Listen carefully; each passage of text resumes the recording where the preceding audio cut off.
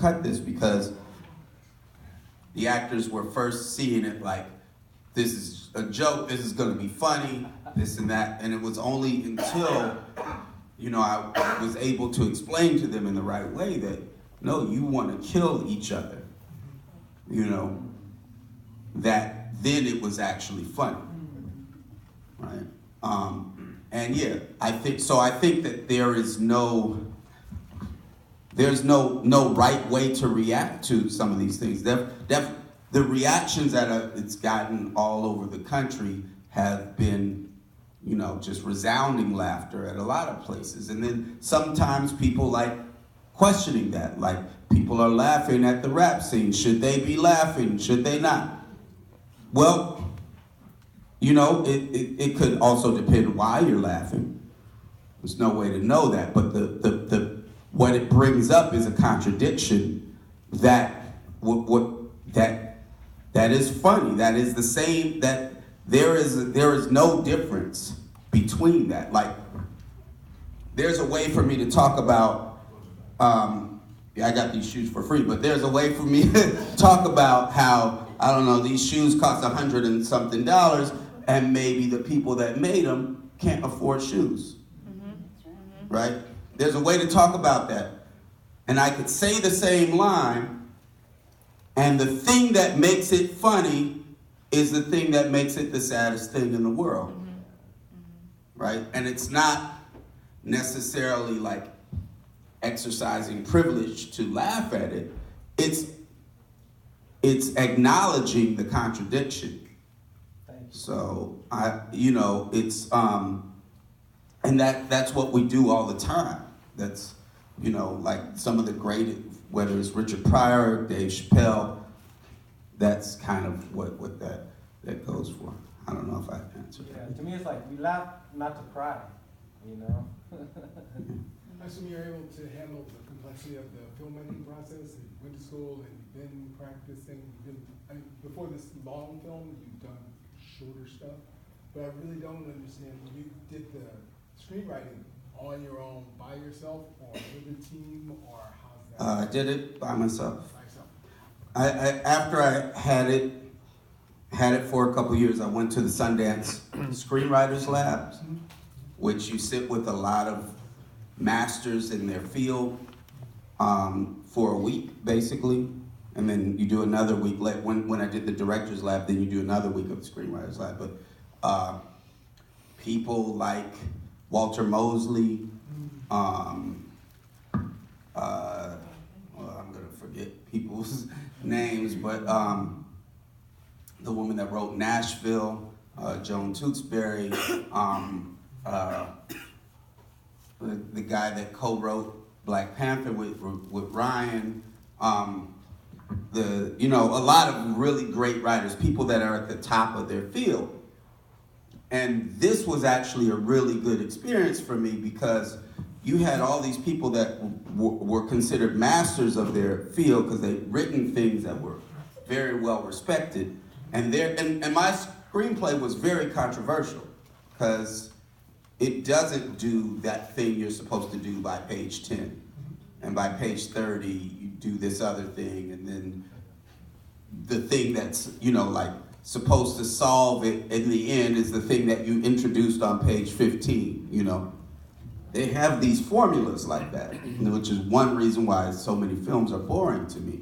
But, so it was really controversial, and you have, I have like this master in his field telling me this is amazing, do this, but I think you should do A, B, and C. And then this other person saying, I don't really like it that much, but maybe you could do A, B, and C. And they're contradicting each other. Then you've got then it turned into like all of these writers on this side saying they love it, some people saying leave it the way it is, don't do anything, and other people being like, get rid of all that other shit and do this and that, and they're arguing with each other. And then I'm sitting there, and it's what helped me the most because I sat there and was like, wait a minute, they're the masters in their field, and they don't agree. And that means nobody really knows what the fuck they're doing. Right. And I'm like, if nobody knows what the fuck they're doing, then I might as well be the one that fucks up my own movie. Or what you have is not so simple that they've seen it before and they can dismiss it as something they always see. Yeah. But at the same time, you have to have that understanding that, and that's something that I got from music and everything like that, is like, no, you know, there's no, you know, like you can have some things like these kinds of things work. I know if I'm playing music, I know that this kind of chord works. I know how, but I don't know that that's the only thing that works. If I want to stay safe, I might want to, you know, write a song in C major and stay with this and do this kind of melody and make sure the chorus comes in at this. You know, there's a way you could say people are used to this language and they'll hear that and they'll do that and you can be safe. But then you could also be like, well, maybe there's something else we haven't figured out yet. And to me, that's more interesting, and to me, that grabs people in a certain way. And had I, you know, I could have told this story, I could have told a story of a fight at a telemarketing place and done it like a Rocky movie, right? Done it like where they start to try to get going, they have a shaky start, then they get going, and then they get beat down again, and they come back up, and people would feel those exact waves and understand it as a language they've heard before. But then, because they understand it as a language that they've heard before, then only the idea in it is the thing that's new to them. And then that ends up feeling like somebody's trying to preach to you. So that was. So you made an ambitious movie on a small budget. I read like $3 million. When did you know? 3.6. Yeah. When did you know this was real? Like you had the resources and the people and everything else. Only when we actually started shooting, because I heard so many stories of people heading to set and then getting calls that the money pulled out, right? Like a lot of stories, like with big stars on it, where the people with the money get scared and they pull the money out before they start filming, and it's so that they don't lose anything. So, you know, so I kept that in mind. So I didn't know until then. I just wanted to know, like, what your intended implications were for, like, the end of the movie. Like, were there, like, any implications that you have for, like, the result of the movement that they, like, had started or anything like that?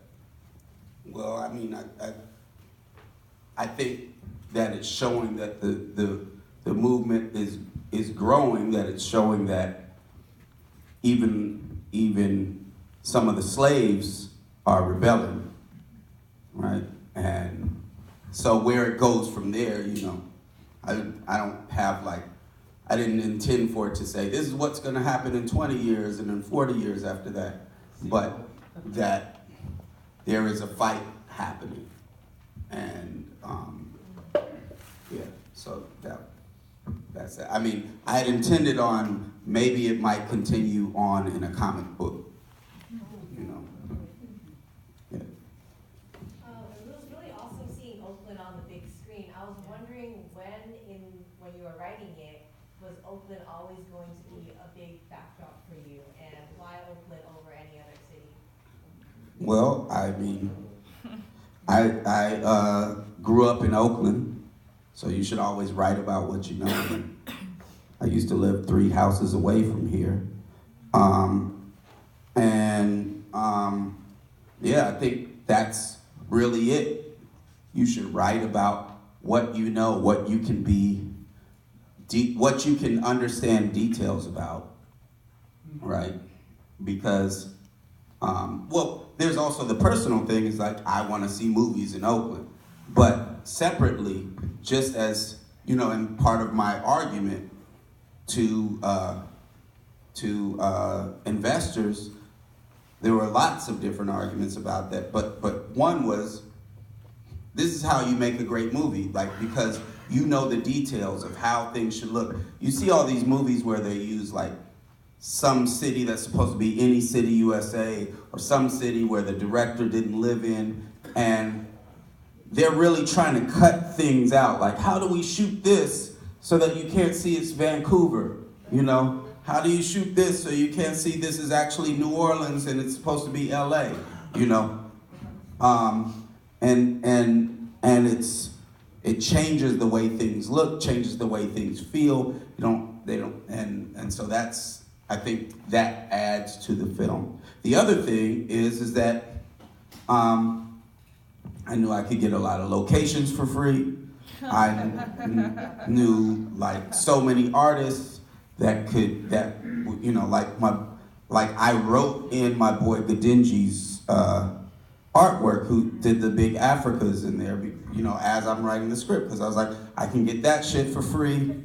And I, you know, like so many things in there, like, were about like working with artists that I know, and having a process like that, because the more removed you get from the process, from like, where are we shooting? Where am I? Because a lot of times people will try to like, okay, we're shooting in New York. So you go to New York and you do pre-production for a month, during which time you're looking for locations, and you can tell like it's shot often by people that either don't live there or move there to become an artist or something like that. It's not shot with the same thing that those same directors would shoot, that same love they would shoot in their own hometown.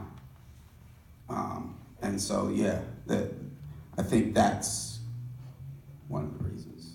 So kind of piggybacking off of a question from the back, but so the party scenes seem to allow Cassius to reconnect with his morality, his sense of what's right, and then he went on his crusade on the morning programs and all that. So that seems to be a redeeming quality.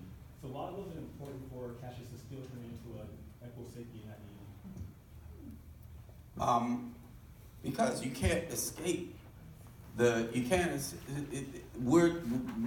escape the changes that capitalism is going to put you through, right?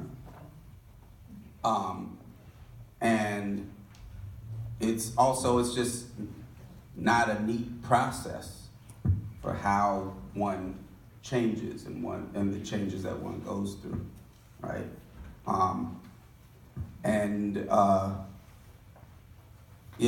I think that also that the equisapiens represent in that world, you know, the most exploited, right?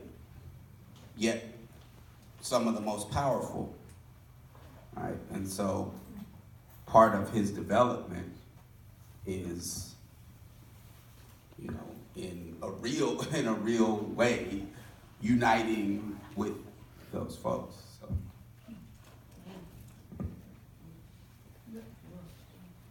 Oh, let me go on this side. So this movie is really focused on direct action in order to facilitate change. I'm wondering, outside of this movie, what do you see as the balance between taking really direct, sometimes really physical action versus like voting for people or engagement in the political process? Well, I think that specific kinds of direct action are ones that we haven't been seeing on the left for 60 years. And it's not really just direct action, specific kinds, and I'm talking about on-the-job organizing, and with a radical viewpoint, with an eye on actually creating a revolutionary movement, right? We haven't seen that. Like, all of the left, from liberals to the radicals, have left behind class struggle for, you know, since the beginning of the new left. And so I'm not just talking about the traditional union movements. I think those can be transformed, but I think that only represents 7% of the working class.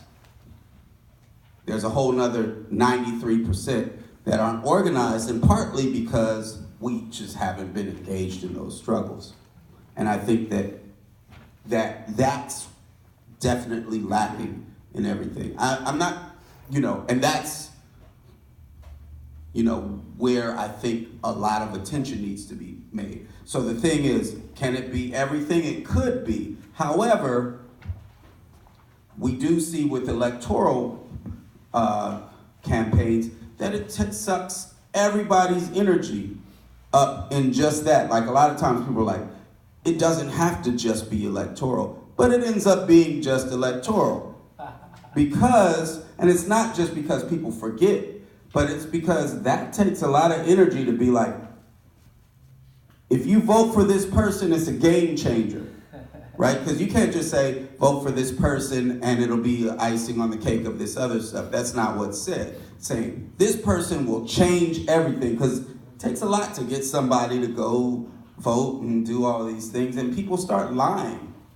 They start lying, like really good people start lying because they've gotten they're part of this campaign to get this person elected. I remember there was punkvoter.org and independentvoter.org, and when Kerry was running for president, this had just come out after the first anti-Iraq war movement, and they were trying to get everybody into a pro-Kerry movement, and independentvoter.org and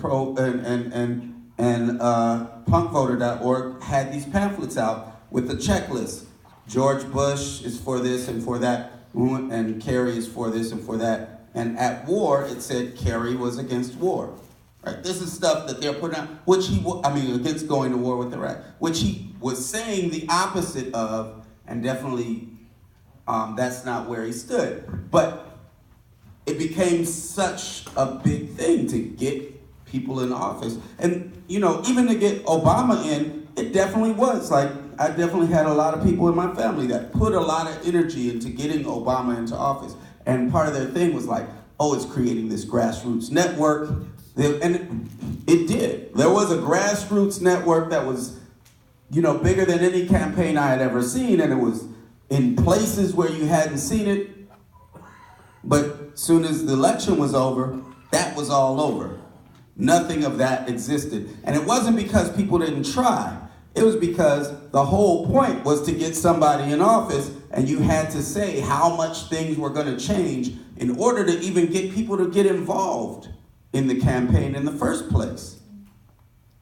So what it ends up doing, if there was some other alternate reality where there was some, there could be a radical militant mass labor movement, and then every now and then you vote for somebody that's going to get this or that thing passed, and you could, and they were like, this is all I'm going to do. I'm going to get this thing passed, and just vote me in so we can do this strategically. That could be possible, but you can't do that. It's hard, it ends up being, you're going to spend most of your life campaigning for electoral change, or you're going to spend most of your life trying to make a movement that can make any politician do what we want them to do, and then do more. So. Let's take maybe two more.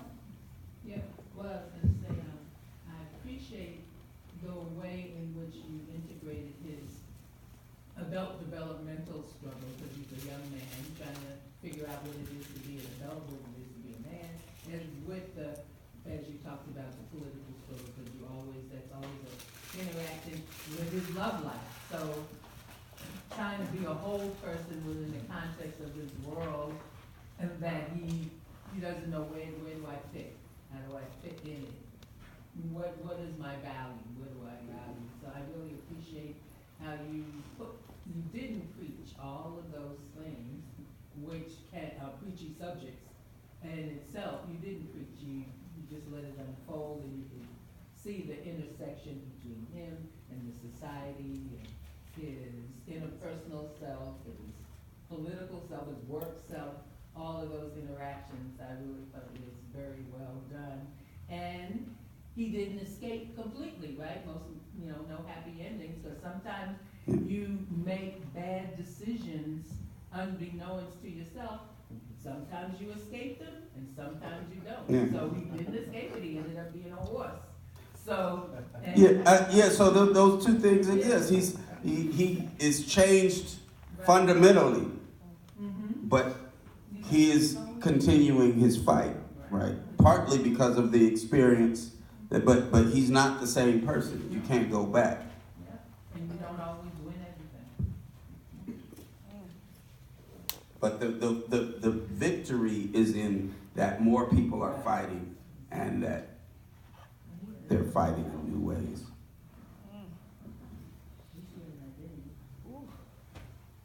Is there anybody else that has it? Okay. What was your print and advertisement budget for this film? Oh, I wish they would tell me. Yeah. They tell me, then that means then I can start demanding a specific check. They don't do, it's record business and film business is very similar. But I'll tell you, it costs a lot to put stuff out there.